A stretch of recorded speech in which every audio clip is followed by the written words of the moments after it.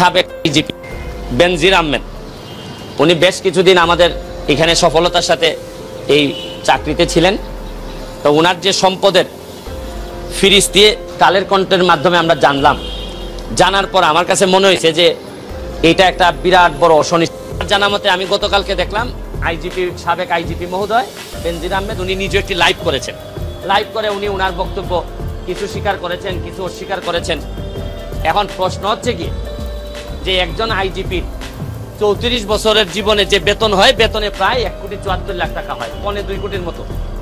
কিন্তু দেখা যাচ্ছে যে শত শত কোটি টাকার মালিকানা ওনার আছে, যেগুলা কাগজের হিসাবে আসছে। দেখা যাচ্ছে ওনার মেয়ে এবং ওনার ওয়াইফ দুইজনেরই কোনো ইনকামের কোনো লাইনই ছিল না, বা এরা তো ইনকামও করে না। তারপরও 6টা কোম্পানি থেকে শুরু করে কোটি কোটি টাকার সম্পদ উনি বানাইছেন। এবং মজার বিষয় হচ্ছে কি গোপালগঞ্জের মতো জায়গায় 600 বিঘা, 800 বিঘা আরো পাশে কত হয়, 800 1400 বিঘা। তা আর কিছুদিন সময় পাইলে তো গোপালগঞ্জই কিনে ফেলতেন মনে।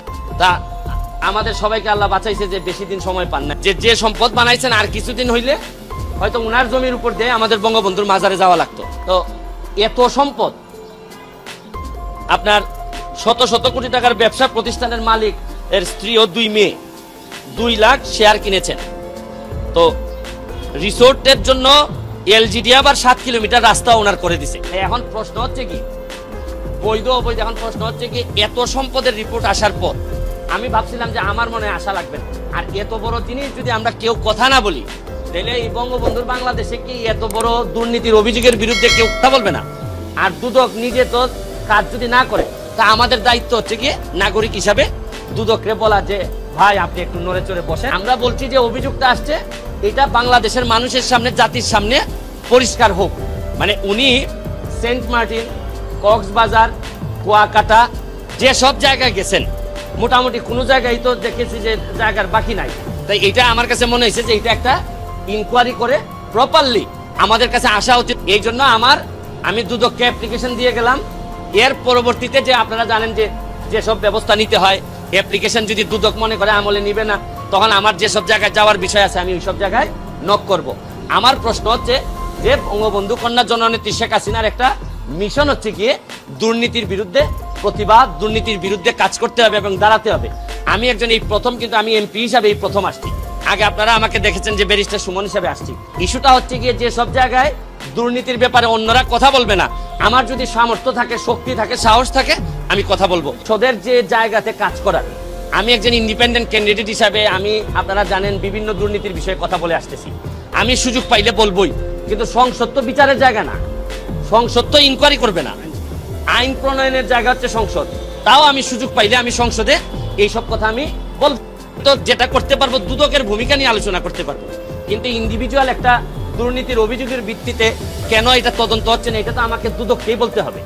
আর আরেকটা জিনিস আপনি চিন্তা করে দেখেন, যেটা আমার কাছে বেশি মানে খুবই শঙ্কার যে বিষয়টা, একজন আইজিপি মহোদয়ের যদি এত সম্পত্তির অভিযোগ থাকে, তাইলে অনেক সৎ পুলিশ অফিসার আছে, তারাই এই নিউজটা পাওয়ার পর এরা তো সততা টিকায় রাখা মুশকিল, এরা একটা প্রতিযোগিতায় নেমে যাবে যে আমি তো আইজিপি মহোদয়ের যদি 700-1400 বিঘা থাকে, তা আমি এসপি, তা আমার কি আমি একবারে কম? আমি ডিআইজি, আমি কি একেবারে কম? আচ্ছা আমার বাড়ি না হয় ওই জায়গায় না বা গোপালগঞ্জে না, তাদের মধ্যে একটা প্রতিযোগিতা শুরু হবে। আমি এমপি হিসাবে আমার 2টা উপজেলা আছে, 2টা উপজেলায় আমার 2টা থানা আছে, 2জন ওসি মহোদয় আছেন। আমি যে তাদেরকে বলবো যে ভাই প্লিজ দুর্নীতি করা যাবে না, 2 নাম্বারই করা যাবে না, মানুষকে কষ্ট দেওয়া যাবে না, এরা যদি বলে আরে আপনি এত কথা রাখেন তো, আমি যে ডিপার্টমেন্ট থেকে আইছি এই ডিপার্টমেন্টের আইজিপি মহোদয়ের কত সম্পদ আপনি জানেন, আপনি আমাদেরকে ঠকায়েন না, এইসব কথা বললেও তো আমার প্রশ্নের উত্তর দেওয়া কঠিন।